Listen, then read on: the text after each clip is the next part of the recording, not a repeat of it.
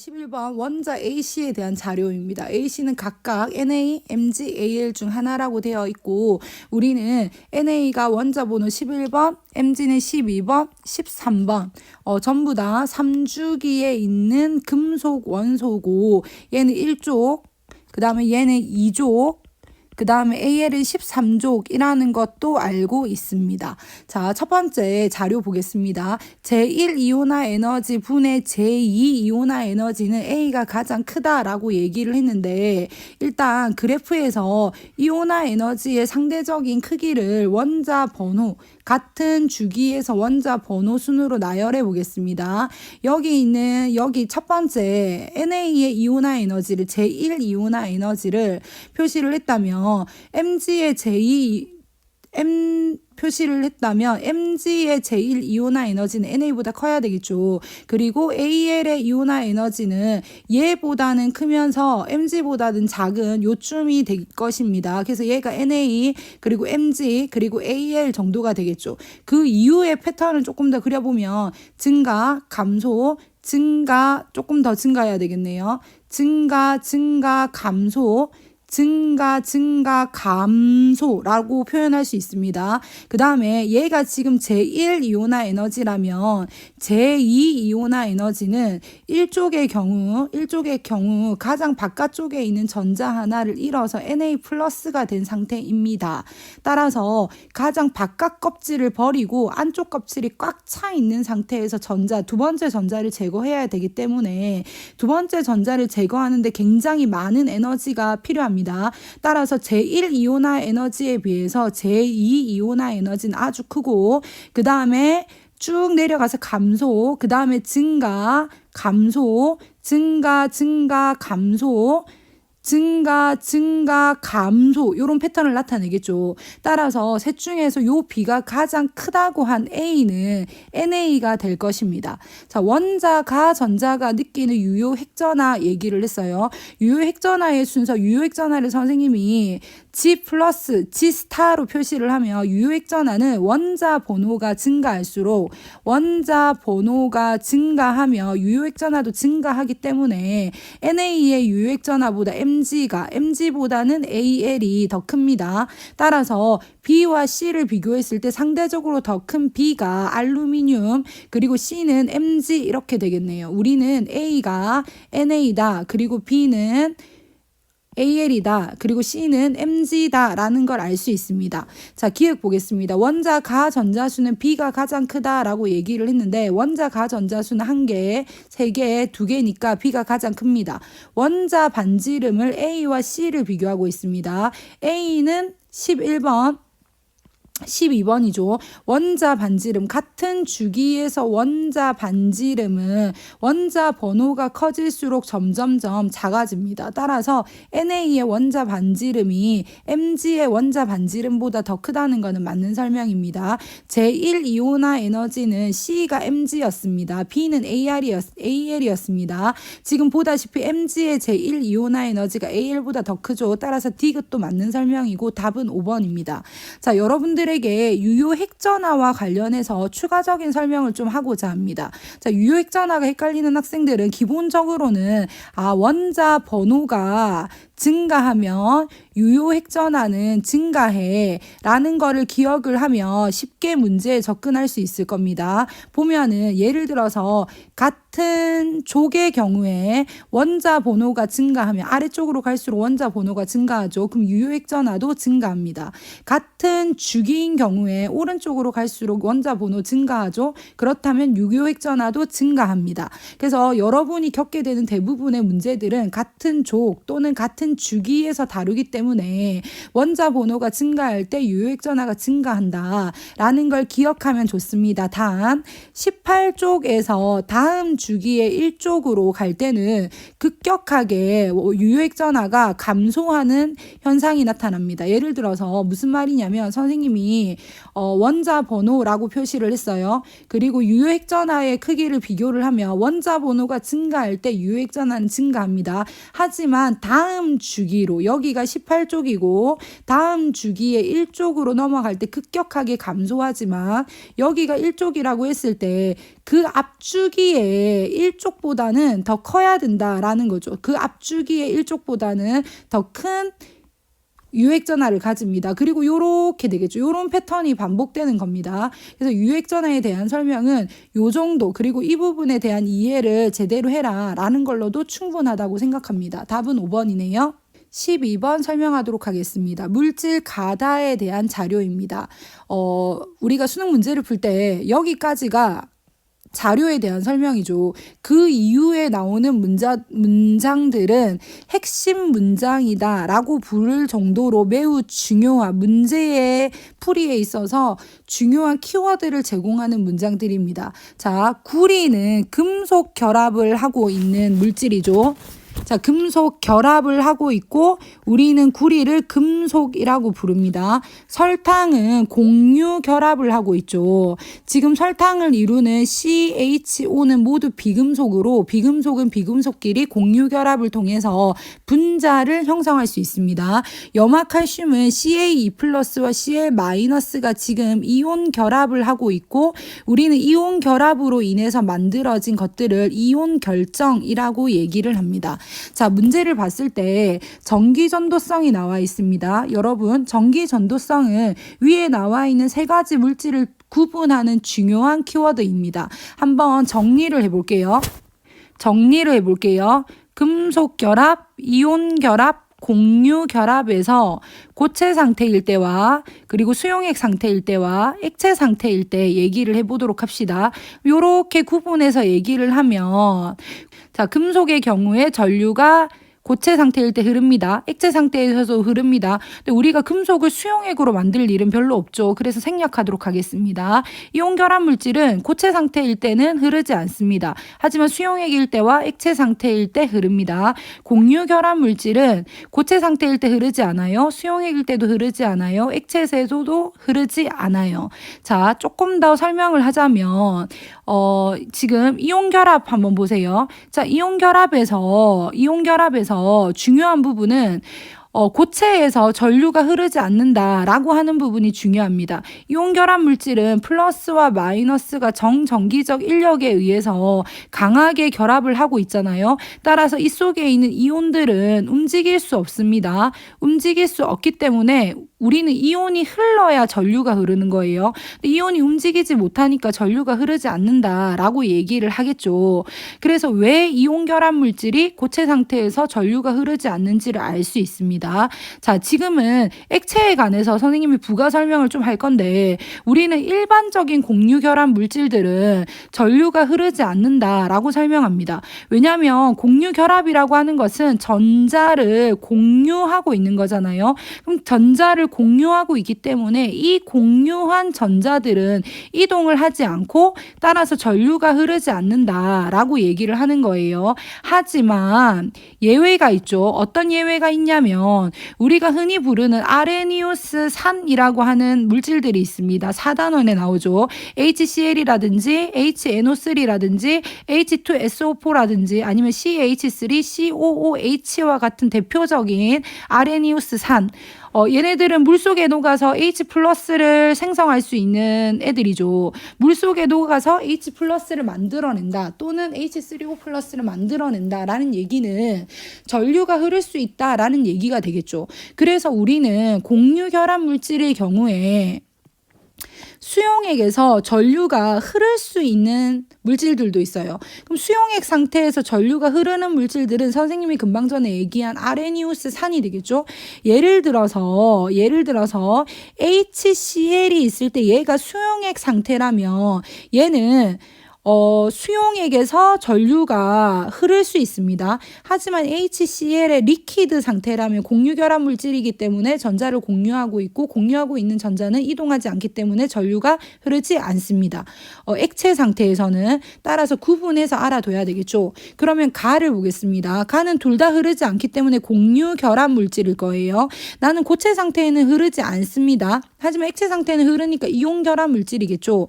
둘 다 흐르는 건 금속이겠죠. 되겠죠. 매칭을 시켜주면 얘가 CU가 될 것이고 얘는 CaCl2가 될 것이고 얘는 설탕이 되겠네요. 기억 보겠습니다. 가는 설탕이다. 맞는 설명. 나는 수용액 상태에서 전기 전도성이 있다. 나는 이온 결합 물질이기 때문에 수용액 상태에서 전기 전도성이 있습니다. 다는 금속 결합 물질이다. 따라서 답은 5번이 되겠습니다. 13번 문제 풀어보겠습니다. 황을 다이크로뮴산 칼륨 수용액에 넣었을 때 일어나는 산화환원의 화학 반응식이라고 되어 있고 AD가 반응 계수인데 AD 반응 계수를 주지 않았습니다.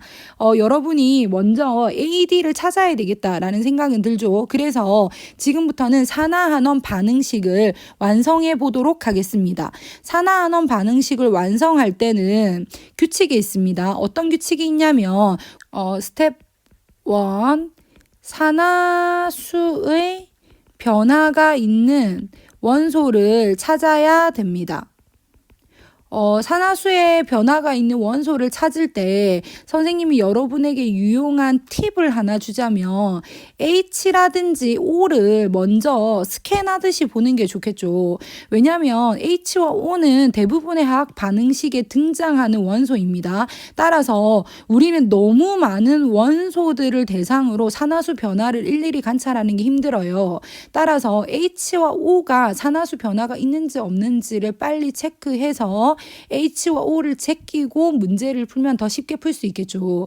근데 H의 경우에는 대부분 플러스 1의 산화수를 가지고 O의 경우에는 마이너스 2의 산화수를 대부분 가지지만 H가 H2 분자 상태로 있을 때에는 산화수가 0 그리고 LiH 또는 NaH와 같이 금속과 결합하고 있을 때에는 마이너스 1 따라서 문제를 볼 때 H2가 있는지 없는지 빨리 보세요. 없죠. H가 금속과 결합한 경우 역시 없죠. 그럼 이 속에 나오는 모든 H는 이 속에 나오는 모든 EH는 전부 다 플러스 1의 산화수를 가지기 때문에 산화수 변화가 없다는 거죠. 그럼 우리는 얘를 볼 필요가 없습니다. 자, O의 경우에는 대부분의 마이너스 2의 산화수를 가지지만 과산화물 H2O2에서는 마이너스 1의 산화수를 가지고 O보다 유일하게 전기 음성도가 큰 플로린과 결합을 할 때는 OF2 O2F2와 같은 결합을 할 때에는 OF2에서는 플러스 2, O2F2에서는 플러스 1의 산화수를 가진다. 요 정도의 예외가 존재합니다. 그래서 화학 반응식을 보면서 재빨리 금방 전에 선생님이 얘기했던 H2O2 있나 없나 OF2 있나 없나 O2F2 있나 없나 재빠르게 스캔을 하는 거예요. 없죠. 그럼 이 속에 나오는 모든 O의 산화수는 동일하기 때문에 산화수의 변화가 있는 원소가 아닙니다. 그럼 얘네들을 제끼고 보는 거예요. 제끼고 보면은 일단 K2K가 있을 수 있겠네요. 근데 여기서도 K 플러스 여기서도 K 플러스 따라서 K도 산화수 변화가 없습니다. 자, CR이 있을 수 있겠네요. 여기에서도 CR이 있을 수 있겠네요. 그리고 여기 S가 있을 수 있겠네요. 여기 S가 있겠네요. 그럼 H와 O를 우선적으로 제꼈고 그 다음에 K까지 제끼고 나니까 남아있는 애들이 간단하게 줄어들죠. 그럼 보겠습니다. 자, K2CR2O7에서 자, CR의 산화수를 구해 보도록 하겠습니다. 자, K의 산화수는 1쪽이니까 플러스 1인데 2개, O는 일반적으로 마이너스 2인데 7개. 근데 이거 전체의 합은 0이 되어야 됩니다. 그럼 얘는 플러스 2, 얘는 마이너스 14, 얘는 플러스 12가 나와야 되니까 산화수는 플러스 6이겠네요. 자, 원소의 산화수는 0입니다. 자, 여기에 있는 S의 산화수는 플러스 4가 되겠죠. 왜냐하면 얘가 마이너스 2인데 2개가 있고 전체가 0이 되어야 되니까. 그 다음에 얘는 마이너스 2인데 3개가 있어서 마이너스 6. 근데 전체가 0이 되어야 되니까 얘는 플러스 3이 되겠네요. 크로뮴을 봤을 때 플러스 6에서 플러스 3으로 산화수가 감소하고 있습니다. 이렇게 우리는 산화수가 감소하는 것을 한원이라고 정의하고 있습니다. OS를 봤을 때 0에서 플러스 4로 산화수가 증가하고 있습니다. 이렇게 우리는 산화수가 증가할 때 얘를 산화라고 얘기를 합니다. 그러면 우선 여기 지금 CR2고 여기 CR2잖아요. 근데 크로뮴의 산화수가 플러스 6에서 플러스 3으로 3만큼 달라졌는데 크로미움은 기본적으로 2개, 여기서도 2, 여기서도 2가 있으니까 이렇게 하면 6개의 전자가 이동하는 꼴이 됩니다. 이때 S는 0에서 플러스 4로 4개의 전자가 이동한 꼴이잖아요. 근데 여기서는 6개의 전자가 이동했잖아요. 그럼 4개와 6개를 똑같이 맞춰줘야 됩니다. 우리는 주고 받은 전자의 개수가 같아야 됩니다. 그래서 두 번째 단계는 어떻게 얘기를 할 수 있냐면 산화수의 변화를 찾는 거예요. 그래서 산화수의 변화를 찾아서 산화수의 변화만큼 전자가 이동했다라고 가정했을 때 이 숫자를 동일하게 맞춰주는 겁니다. 그러면은 여기다가는 3을 곱하고 여기는 2를 곱하면 개수가 12개로 똑같아지잖아요. 그래서 지금 여기에 3이라고 하는 숫자가 나와 있는 거예요. 여기도 그래서 3이라는 숫자가 나와 있는 거고, 그렇다면 여기에 있는 A는 얼마가 돼야 되겠어요? 2가 되어야 되겠죠. 그리고 D도 얼마가 되어야 될까요? 2가 되어야 되겠죠. 그러면은 우리는 C값 역시 C값은 K2가 2니까 4잖아요. 그럼 C값까지도 구했습니다. 수소는 지금 반응 후에는 여기밖에 없어요. H가 4개니까 B는 2가 되어야 되겠네요. 자, 문제를 풀어보도록 하겠습니다. 자, S의 산화수는 0에서 플러스 4로 증가한다. 맞는 설명입니다. 자, A 값은 2였습니다. B 값도 2였습니다. C 값은 4였고 그 다음에 D 값은 2였습니다. 전부 다 더하면 10이 되니까 얘는 틀린 설명이네요. 디귿 K2Cr2O7은 자기 자신이 한원 됐습니다. 자기 자신은 한원 되면서 남을 산화시켰으니까 얘는 한원제가 아니라 산화제라고 얘기를 해야 되겠죠. 디귿은 틀렸습니다. 답은 1번입니다. 자, 14번 보도록 하겠습니다. 분자 가다에 대한 자료입니다. 여기까지가 자료에 대한 설명이죠. 그리고 X지는 2주기 원소이고 라고 문제에서 줬고 얘네들이 분자라고도 줬습니다. 우리는 일반적으로 이런 생각을 할 수 있어요. 분자라고 하는 말은 비금속과 비금속의 결합으로 만들어집니다.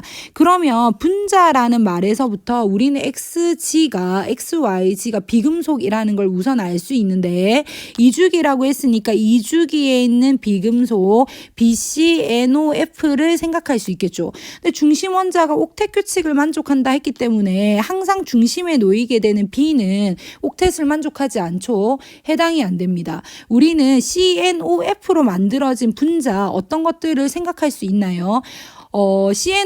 CNOF라는 것까지 주어졌을 때 여러분이 얘를 통해서 만들 수 있는 여러 가지 형태의 분자를 먼저 적어 놓거나 머릿속으로 떠올리는 것은 아주 중요합니다. 선생님이 지금 아직 현재까지 아래쪽에 나와 있는 것들을 보지 않았습니다. 어떤 것들을 볼 수 있냐면 시험에 가장 많이 나왔던 거는 요 물질이죠. 그 다음에 CH4, 그 다음에 NH3, 그 다음에 H2O, 그리고 HF 굉장히 자주 나왔습니다. CO2도 자주 나왔어요. 그리고 N2H2라든지 H2O2라든지 지금 한 개가 아니라 여러 개로 묶이게 되는 것들. 그 다음에 C2H2, C2H4, 그 다음에 C2H4, 요런 것들이 굉장히 빈번하게 나왔던 분자입니다. 여기에서 여러분에게 선생님이 추가로 더 설명할 수 있는 거는 H는 원자 가전자가 한 개이기 때문에 한 개의 결합이 가능합니다. 근데 F는 원자 가전자가 7개이기 때문에 비공유 전자쌍 3개를 가지면서 한 개의 결합이 가능해요. 그러니까 H는 언제나 F로 대체될 수 있고 F는 언제나 H로 대체될 수 있습니다. 이거를 기억하고 밑에 있는 가나다 표를 보도록 하겠습니다. 가는 구성원소가 H와 XY로 되어 있고 전체 원자 수가 3개라고 되어 있네요. 근데 보자마자 선생님이 여기 하나 빠뜨린 거 생각나네요. HCN 그리고 FCN 굉장히 자주 나오죠. 그래서 HCN까지도 적어 넣어 보겠습니다. 그 다음에 전체 원자수 3개, 4개, 3개라고 되어 있습니다. 자, 문제를 봤을 때 일단 가가 HCN일 거라는 생각이 드네요. 얘가 하나밖에 없으면서 H는 하나만 있는데 뭔가 X 하나, Y 하나 이렇게 들어가야 되겠죠. 그런데 얘가 옥텟 규칙을 만족하려고 하면 요렇게 되거나 또는 H에 Y에 요렇게 되거나 이렇게 되겠죠. 그럼 얘가 C와 그 다음에 N C와 N일 것이다. X, Y가 라는 걸 생각할 수 있습니다. 그러면 여기 있는 이 Z, 여기 XY는 여기서 XY는 C와 N 따라서 얘는 C이거나 또는 N일 것입니다. 근데 얘가 H와 결합을 한다고 하면 그리고 세 개와 결합을 했잖아요. 그러면 한눈에 봐도라도 NH3 딱 생각을 할 수 있죠. 그래서 우리는 Y가 N이 된다라는 걸 알 수 있고 따라서 Y는 N이고 X는 C가 된다는 걸 알 수 있습니다. 그래서 여기까지 찾았고 그리고 다를 보면은 Z는 당연히 남아있는 O가 되겠네요. 지금 H가 두 개가 있잖아요. 따라서 Z는 O가 되겠네요. 그래서 얘는 OH2 요런 구조를 가지고 있을 것 같습니다. 그죠?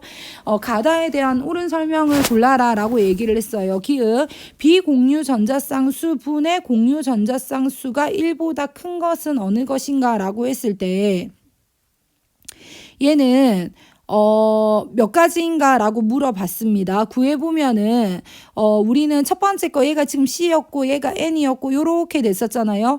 비공유 전자쌍은 1인데 공유 전자쌍은 4니까 얘는 4.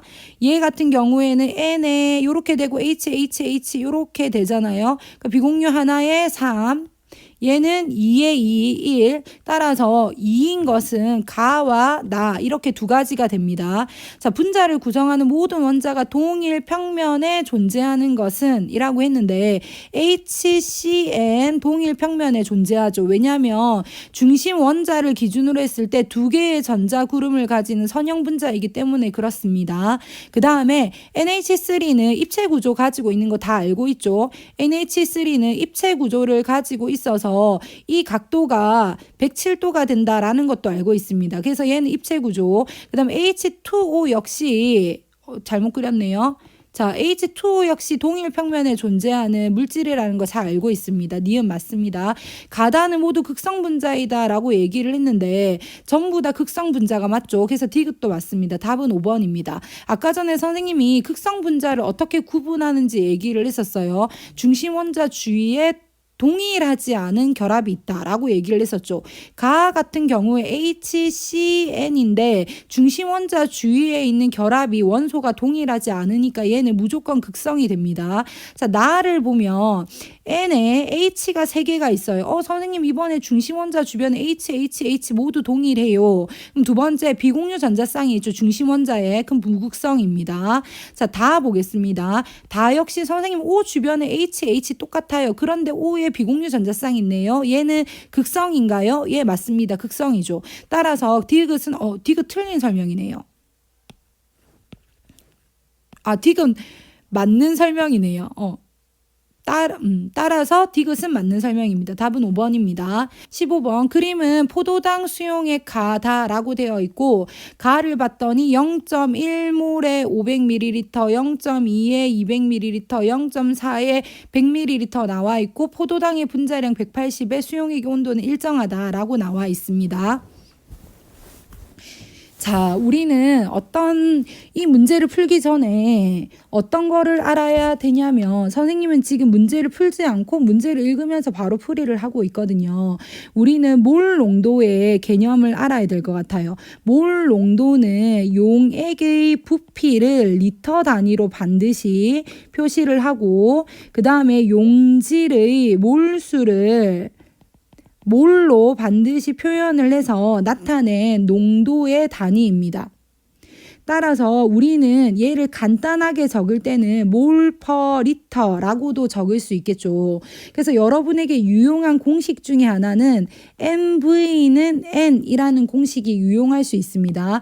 MV는 N이라는 공식은 어떤 거냐면 한글로 먼저 적으면 몰 농도에다가 부피를 곱하면 몰수를 구할 수 있다라는 거고 단위를 이용해서 설명을 하면 몰 농도의 단위는 몰 퍼 리터였잖아요. 부피의 단위는 리터잖아요. 리터 없어지니까 몰 이렇게 만들어지겠죠. 그리고 두 번째로 여러분이 알아야 될 것은 몰수에다가 분자량을 곱해주면 지금 현재의 질량을 알 수 있죠. 여기까지 알면 우리는 어떤 계산을 할 수 있냐면 여기에 있는 0.1몰 곱하기 밀리리터를 리터 단위로 바꾸겠습니다. 그럼 0.5리터는 0.05몰이라고 쓸 수 있을 것 같고, 그 다음 거는 0.2 곱하기 0.2리터는 0.04몰이라고 쓸 수 있을 거고, 얘는 0.4 곱하기 0.1리터는 0.04몰이라고 얘기를 할 수 있을 거예요.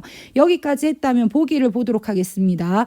가에 녹아있는 포도당의 질량은 9g이다 라고 얘기를 했어요. 질량을 구하려고 하면 몰수와 분자량을 곱해줘야 된다라고 얘기를 했죠. 몰수는 0.05이고 분자량은 180이기 때문에 곱하면 9g이 되겠네요. 기억은 맞는 설명입니다. 니은 수용액에 녹아있는 포도당의 양은 나와 다가 같다라고 했는데 나에도 0.04몰, 다에도 0.04몰이 들어있기 때문에 같은 양이 들어있다라고 얘기할 수 있습니다. 디귿 나와 다를 혼합한 후 나와 다를 혼합을 했어요. 증류수를 가해서 전체 부피를 500ml로 만든 몰 농도는 이라고 얘기를 했습니다. 아까 전에 몰 농도 구하는 거 배웠잖아요. 전체 용액의 부피분의 리터로 반드시 나타내세요. 0.5리터 분의 몰수, 여기에 0.4몰, 여기에 0.04몰, 따라서 0.08몰이 들어있어요. 그죠? 그럼 얘를 우리가 표시하면 얘는 0.04몰 이렇게 되겠네요. 따라서 D가 틀렸습니다. 답은 기은, 니은입니다. 혹시나 화학의 기초가 약한 학생들을 위해서 조금만 더 추가 설명을 하자면 우리는 1리터는 1000ml라는 거를 알고 있어요. 따라서 500ml를 리터로 바꾸고 싶다면 1000으로 나누면 우리는 요렇게 해서 0.5리터로 바꿀 수 있겠죠. 그래서 밀리리터를 리터로 바꿀 때에는 1000으로 나누면 됩니다. 여기 500을 1000으로 나눠서 0.5. 자, 200을 1000으로 나눠서 0.2. 자, 100을 1000으로 나눠서 0.1 할 수 있겠죠. 자, 16번 문제 보도록 하겠습니다. 자, 16번 문제, 아세트산을 희석시킨 거를 우리는 식초라고 부릅니다. 자, 아세트산의 몰 농도를 구하기 위한 실험이다 라고 되어 있어요. 실험 과정 가 아세트산 10ml를 삼각 플라스크에 넣었어요. 얘 몰 농도가 얼마인지는 몰라요. 자, 아세트산의 몰 농도를 모릅니다. 몰 농도를 모르는데 얘 몰 농도는 모르지만 10ml면 0.01리터를 넣었어요. 그러면 이 속에 들어있는 몰수는 0.01m만큼 몰수가 들어있겠죠. 자, 이거를 넣고 페놀프탈레인 용액, 페놀프탈레인은 산에서 무색, 중성에서 무색, 염기성에서 붉은색을 나타내는 지시약입니다. 우리는 그래서 얘를 염기성 정용 지시약이라고 부르기도 하고 pH 10에서 12의 사이에 변색 범위가 나타나는 걸로 알려져 있습니다.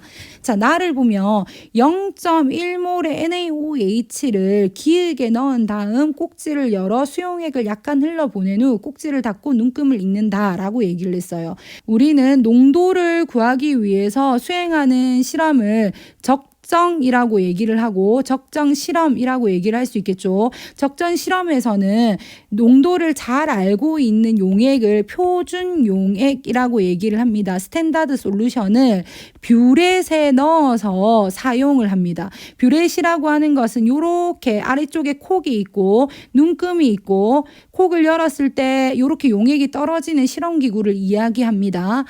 그래서 기역에 들어갈 말은 뷰렛이겠죠. 자, 뷰렛의 꼭지를 열어 가 용액에 NaOH를 조금씩 가하다가 플라스크를 흔들어도 혼합 용액의 붉은색이 처음에는 무색이었는데 NaOH가 들어가면서 중성을 거쳐서 염기성이 되었을 때 염기성이 되자마자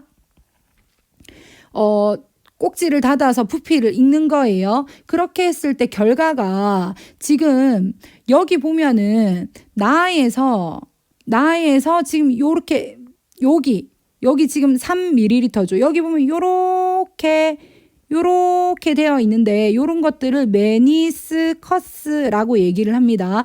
물을 기반으로 하는 용액에서는 용액의 면이 요렇게 둥글게 되어 있을 때 가장 아랫면을 읽어야 되는 거예요. 아랫면이 3인데 용액을 흘려보내고 나서 23이 됐으니까 NaOH 20ml가 들어갔다는 거 알 수 있고 NaOH의 농도는 0.1몰이었잖아요. 그러면 우리는 어떤 식을 쓸 수 있냐면 CH3COOH는 물에 녹아서 CH3COO-와 H+가 됩니다.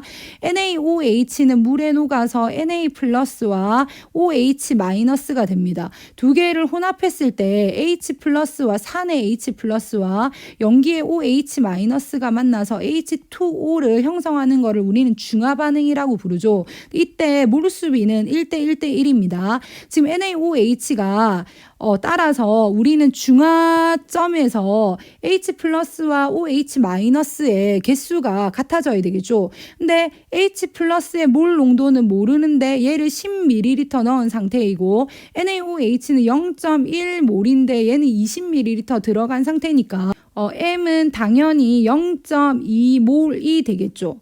자, 밑에 보기 보도록 하겠습니다. 자, 기획은 피펫이다. 틀렸습니다. 피펫이 아니라 뷰렛입니다. 자, 피펫은 요렇게 해서 여기 아래쪽에 콕이 없고 여기에 요렇게 고무로 된 필러를 꼽아서 우리가 보다 아주 정밀한 스포이트라고 생각하면 돼요. 용액을 옮기는 용도로 쓰는 겁니다. 기획은 틀렸습니다. 아세트산의 몰 농도는 0.2몰이다. 맞는 설명이고 다에서 생성된 물의 양은 중화 반응에 참여한 OH의 양과 같겠죠. 따라서 0.1몰 곱하기 20ml, 리터로 바꾸면 0.02리터. 따라서 얘는 0.002몰이 된다라는 설명은 맞는 설명입니다. 답은 5번이네요. 문제가 전체적으로 좀 쉽네요. 자, 17번 문제 풀어보도록 하겠습니다. 17번 문제 T도시 1기압에서 원소 A와 B로 이루어진 원소 AB로 이루어진 기체의 가와 나에 대한 자료다라고 되어 있고 기체 가의 분자식은 AB, 나의 분자식은 AB2, B가 여기는 하나 있는데 B가 하나 더 들어갔다는 특징이 있습니다. 자, 나에 대한 자료이다라고 되어 있는데 밑에 표를 봤더니 A의 질량분의 B의 질량이 나와 있어요. A의 질량이 3이라고 가정을 한다면 B 질량의 합이 8이니까 B의 질량은 4라고 얘기를 할 수 있겠죠. 그러면 X는 3분의 4 이렇게 되어야 되겠네요. 자, 분자 한 개의 질량이라고 얘기를 했습니다. 만약에 W2가 3 더하기 분자 한 개의 질량 그대로라고 생각을 한다면 실제로는 B지만 3 더하기 8이니까 얘는 11일 거고 W1은 3 더하기 4니까 7이 되겠네요. 기체 1g의 부피라고 되어 있어요. 근데 얘는 지금 상대적인 질량이 7이었잖아요. 7. 그러면 기체 1g은 여기에서는 7분의 1몰이 되겠죠. 여기에서는 기체 1g은 분자량이 11이니까 11분의 7몰이 되겠죠. 따라서 이 부분을 보면 기체 1g의 부피라고 했는데 기체 1g의 몰수비를 측정을 해봤더니 7분의 1 대 11분의 1로 몰수비는 가 대 나에서 11대 7이 됩니다. 근데 우리는 일정한 온도와 압력에서 기체의 몰수비는 부피비와 같다라는 것을 알고 있어요. 따라서 기체의 부피비는 11대 7이 된다. V1 대 V2는 11대 7이 된다라는 걸 알 수 있죠. 자, 기역에서 X는 3분의 4이다는 맞는 설명이 되겠네요. 니은에서 V1분의 V2는 W1분의 W2라고 얘기를 했는데 V1분의 V2는 11분의 7이니까 이거는 W1분의 W2가 아니라 W2분의 W1이 되겠네요. 디귿에서 T도시 1기압에서 기체 1몰의 부피가 얼마다라고 주어져 있어요. 자, 문제를 조금 더 봤을 때 아보가드로 수가 NA라는 것도 주어져 있습니다. 한번 천천히 해보도록 합시다. T도시 1기압에서 기체 1몰의 부피라고 했는데 문제에서 지금 뭐를 얘기하고 있냐면 문제에서 지금 W1과 V1과 같이 가와 관련된 이야기를 하고 있어요. 자, 가는 기체 1g의 부피가 V1이라고 주어져 있습니다. 그런데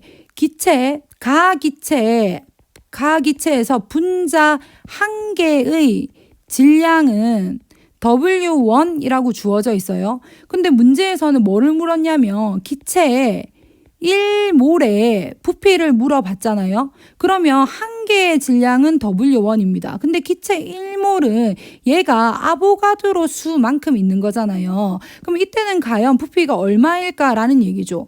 1g의 부피는 V1인데 W1 NA g이 있을 때는 얘 부피는 얼마일까라고 물어보면 요거 2개 곱하고 요거 2개 곱하면 되잖아요. 그러면 네모는 V1 W1 NA니까 정리를 하면 같아지겠네요. 답은 5번입니다.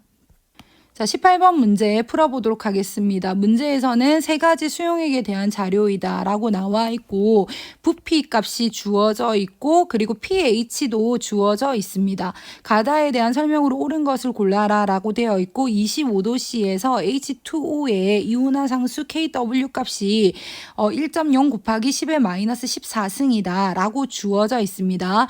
문제에서 주어진 것은 pH와 부피의 밀리리터 단위였어요. 천천히 한번 해보도록 하겠습니다. 일단 어떤 것들을 물어볼지 모르겠지만 pH라고 하는 것은 마이너스 로그의 H 플러스의 농도예요. 따라서 pH가 4라는 말은 H 플러스의 농도가 1.0 곱하기 10의 마이너스 4승, 5라는 말은 1.0 곱하기 10의 마이너스 5승, 8이라는 말은 H 플러스가 1.0 곱하기 10의 마이너스 8승이라는 얘기고 여기에서 pH가 7보다 작은 물질들은 산이죠. 근데 7보다 큰 애는 염기죠. 그러니까 7보다 작은 가나는 산이고 7보다 큰 다는 염기라고 할 수 있습니다. 왜 7이 기준이 되냐면 HO의 이온화 상수가 1.0 곱하기 10의 마이너스 14승인데 이온화 산수라고 하는 것은 H 플러스의 농도와 OH 마이너스의 농도의 값을 나타낸 것이고 여기에서 중성일 경우에는 H 플러스의 농도와 OH 마이너스의 농도가 같아져야 되기 때문에 이 농도가 10의 마이너스 7승 따라서 pH는 마이너스 로그의 H 플러스이기 때문에 pH가 7일 때 우리는 중성이라고 얘기할 수 있죠. 따라서 8일 때는 염기성이 됩니다. 그래서 8일 때는 여기 나와 있는 것처럼 H 플러스의 농도가 우리에게 의미가 있는 것이 아니라 OH 마이너스의 농도가 더 의미가 있는 거예요. OH 마이너스의 농도를 생각을 해보면 H 플러스의 농도와 OH 마이너스의 농도를 곱했을 때 10의 마이너스 14승이 나와야 되니까 OH 마이너스의 농도는 10의 마이너스 6승이라고 얘기를 할 수 있겠죠.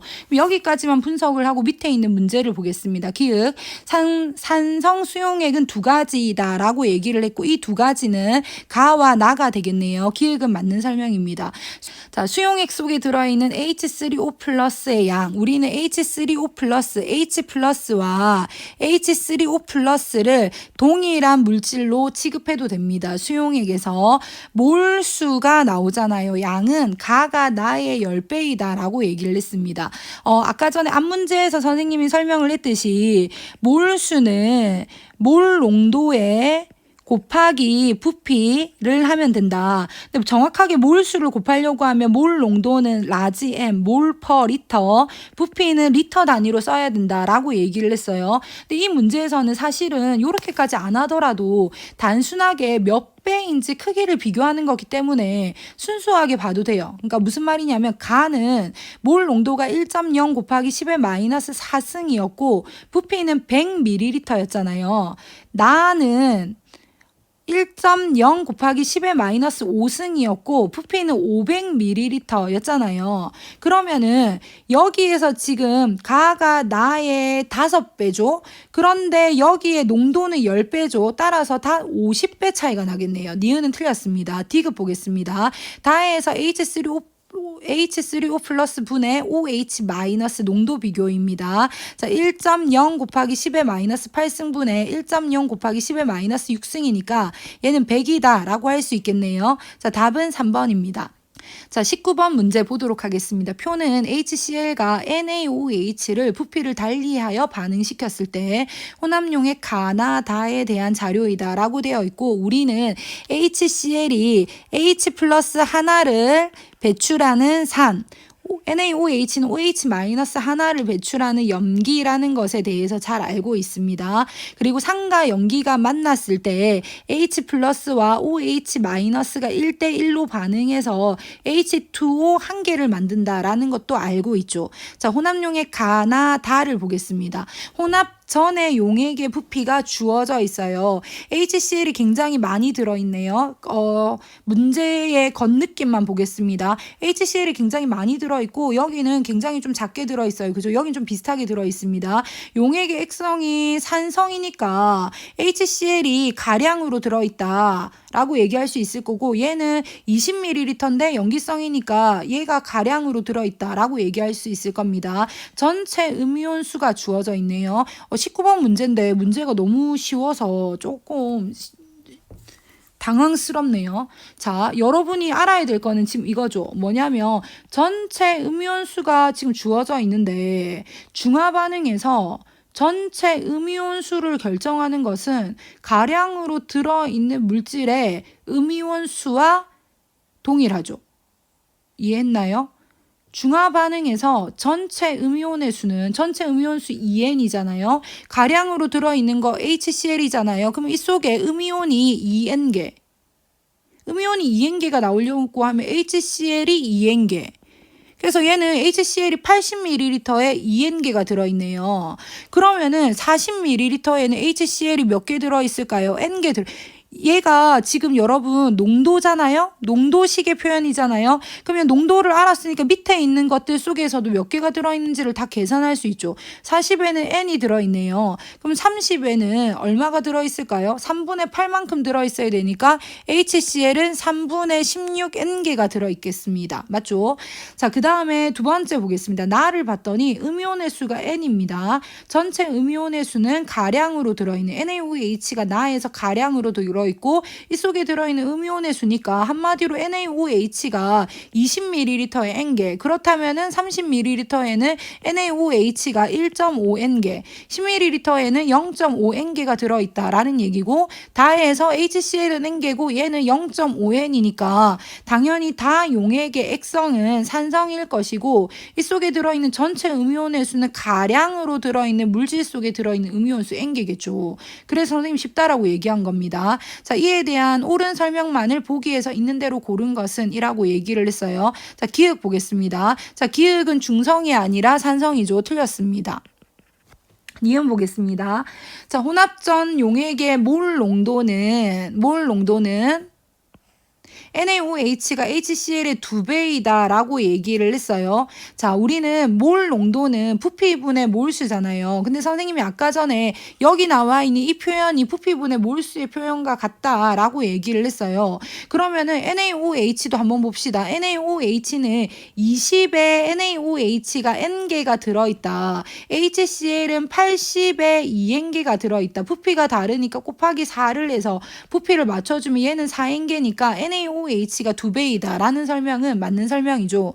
디귿, 생성된 물 분자의 수는 가에서는 2N과 1.5N이 만났으니까 1.5N, 다에서는 N과 0.5N이 만났으니까 0.5N, 한 개 반응물을 따라가죠. 따라서 1.5배이다 라는 설명은 맞는 설명이고 답은 5번입니다. 자, 이 부분에 선생님의 빠른 설명이 이해가 되지 않았을 학생들을 위해서 선생님이 추가 설명을 좀 하도록 하겠습니다.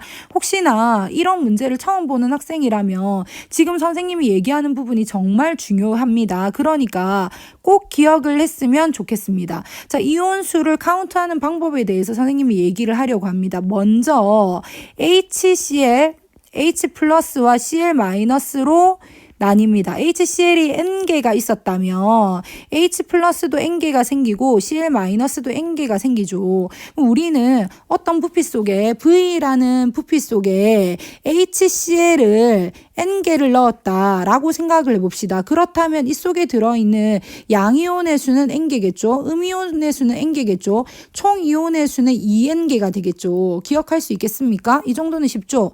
자, NaOH 보겠습니다. 마찬가지로 H 플러스와 Cl 마이너스가 있는데 여전히 얘가 N개에 들어있다. 그러면 Cl 마이너스가 아니죠. Na 플러스와 OH 마이너스로 이온화가 된다. 그럼 Na 플러스도 N개가 생기고 OH 마이너스도 N개가 생기겠죠. V ml에 NaOH가 N개,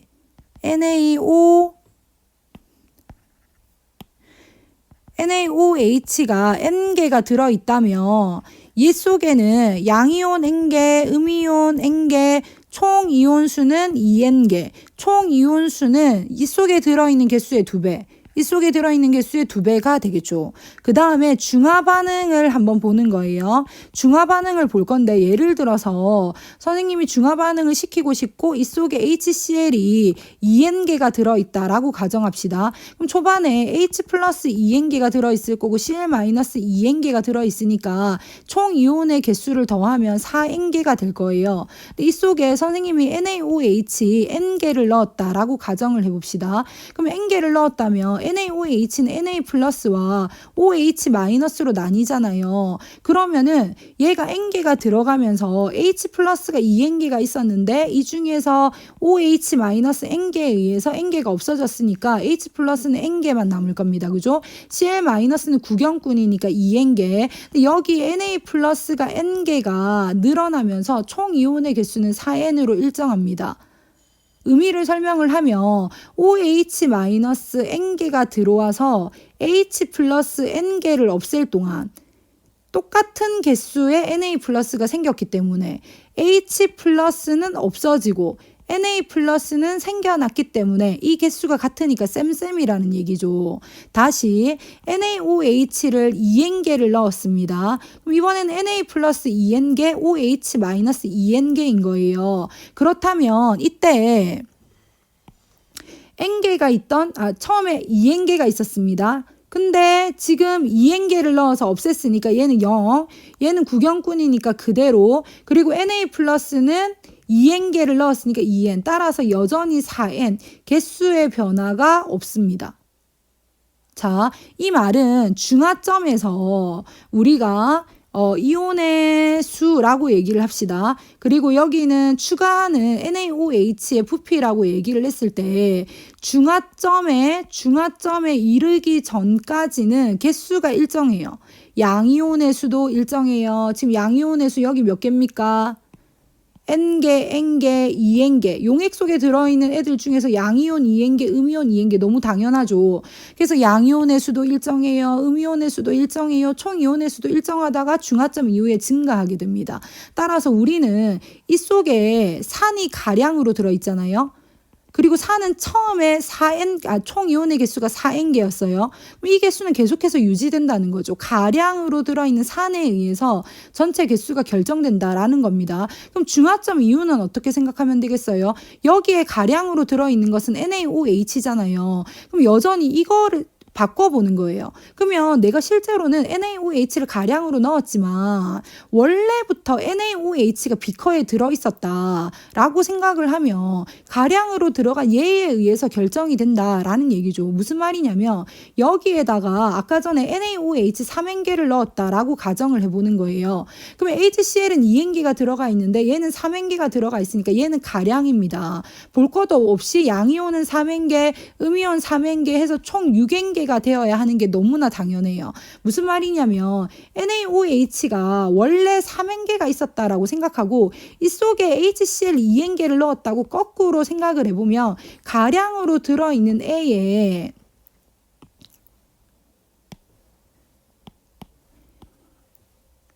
가량으로 들어있는 처음에 6N, 총 이온의 개수 6N개, 양이온의 개수 3N개였겠죠. 이거 그대로 유지가 될 거 아니에요. 중화점에 이르기 전까지는. 그러니까 개수를 일일이 하나하나 카운트할 필요가 없다는 거예요. 자, 여러분이 제대로 이해를 했는지 모르겠지만 연습을 한번 해보도록 하겠습니다. 선생님 마구잡이로 한번 얘기를 해볼게요. 예를 들어서 선생님이 HCl 연습입니다. 꼭 끝까지 보세요. 자, HCl 2N개가 있습니다.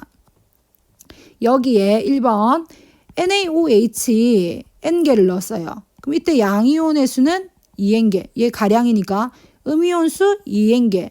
총 이온의 수는 합쳐서 4N개. 됐나요? 얘가 가량이니까. 두 번째 NaOH 2N개를 넣었어요. 아까 전에 했던 거죠. 똑같잖아요. 그럼 둘 중에 아무거나 가량이라고 생각하면 돼요. 그럼 여전히 양이온수 2N개, 음이온수 2N개, 총 이온에는 4N개. 자, NaOH를 4N개 넣었습니다. 그럼 이번에는 NaOH가 가량으로 들어있잖아요. 이 속에 들어있는 양이온수, 음이온수, 총 이온의 개수는 가량으로 들어있는 물질에 의해서 결정된다. 양이온 4N, 음이온 4N, 총 이온의 수는 8N개. 됐나요? 다시 네 번째 경우 설명하겠습니다. 중요해요. 끝까지 보세요. 자, 네 번째 경우 어떤 경우로 설명할 거냐면 네 번째 내가 NaOH를 N개를 넣었어요. 근데 여기에다가 KOH를 2N개를 넣었어요. 그러면 총 이온의 수는 어떻게 될까 물어보는 거예요. 산은 산끼리, 연기는 연기끼리 하나의 세트로 취급합니다. 따라서 얘 염기, NaOH 염기, 얘도 염기 해서 총 염기 몇 개? 3N개라고 취급을 하는 거예요. 총 염기가 3N개, 가량은 염기 3N개, 양이온 3N개, 음이온 3N개, 총 이온의 수는 6N개. 다시 해봅시다. 다섯 번째. 자, HCl이 2N개 들어있었어요. 근데 선생님이 여기에 NaOH 3N개를 넣었어요. 오, 염기성이 됐네. 근데 선생님이 여기에다가 HCl을 다시 2N개를 집어넣었어요. 그럼 이번에 뭐가 가량입니까? 자, 합쳐서 생각하면 돼요. HCl 2N개, 2N개, 4N개가 가량이죠. 그럼 이 속에 들어있는 양이온의 수, 음이온의 수, 총 이온의 수는 가량으로 들어있는 물질이 결정한다. 2N, 2N, 4N, 4N, 8N. 연습이 됐습니까? 이것만 연습을 하면 19번 문제 같은 건 얼마든지 쉽게 풀 수 있습니다. 20번 문제 풀어보도록 하겠습니다. 다음은 A와 B가 반응해서 C를 생성하는 화학 반응이라고 되어 있고 B는 고체 상태, C도 고체 상태라서 혹시나 부피가 나온다면 조금 고려해서 풀어야 될 것 같습니다. 자, V리터에 A가 들어있는 실린더에 B를 넣어서 반응을 시키고 있는데 넣어준 B의 양에 따른 반응 후 남은 A의 부피와 생성된 C의 양의 곱슬을 나타낸 것이다 라고 되어 있습니다. X축에 B의 양이 몰수로 주어져 있네요. C의 양도 지금 몰수로 얘기를 하고 있습니다. 근데 A만 부피네요. 근데 문제에서 반응 후에 남은 A가 존재한다라는 말은 나는 지금 처음에 A가 V리터가 있었잖아요. 여기에다가 B를 넣어주고 있는 상황인데 A가 반응 후에도 남아있고 A가 남아있어야 이 값이 0이 안 되겠죠. 그렇다는 말은 아직까지 이 그래프 상에서는 여전히 A가 남아있다라는 얘기가 되겠네요. 그럼 남은 A가 존재한다라는 말로부터 우리는 아직까지 반응이 완료 전이다라는 걸 알 수 있고 반응이 완료 전이라는 말은 B가 모두 반응하고 있다라고 얘기를 할 수 있습니다. 자, 일단 화학 반응식 한번 적어 볼게요. 화학에서 화학 양론 문제에서 가장 순서대로 해야 될 부분은 화학 반응식을 적고 그 다음에 얘네들이 ICF 반응 전과 반응 중과 반응 후에 어떤 변화가 있는지를 살펴보는 건데 얘를 몰수로 ICF를 전개할지 부피로 ICF를 전개할지 결정해야 됩니다. 근데 지금 C도 몰로 얘기하고 있고 B도 몰로 얘기하고 있으니까 우리는 몰수로 통일해서 정리를 해주는 게 좋겠네요. 근데 A가 지금 부피로 나와 있으니까 임의로 V리터를 Amol이라고 가정을 해봅시다. 그러면 2분의 3V는 2분의 3Amol, X는 XAmol이라고 몰수로 적을 수 있겠죠. 그리고 얘가 Amol 들어있었다. 그러면 이 지점과 이 지점에서 둘 사이의 곱이 동일하니까 두 값이 같다라고 두고 문제를 풀면 될 것 같아요. 얘가 A고 여기에서는 B가 2, 여기 0. 그리고 이 C 값은 몰수와 관련되니까 개수 B와 같겠죠. 따라서 얘가 2 모두 반응했다면 얘는 1만큼 반응하고 얘는 2C만큼 생성될 거니까 2C가 아니겠네요. 죄송합니다. 얘는 C만큼 생성되어야 1대 2대 C, 1대 2대 C가 되겠죠. 그럼 얘는 A-1 그리고 얘는 C가 될 거고 이거 두 개를 곱한 것이 2분의 3A가 나와야 될 것 같습니다.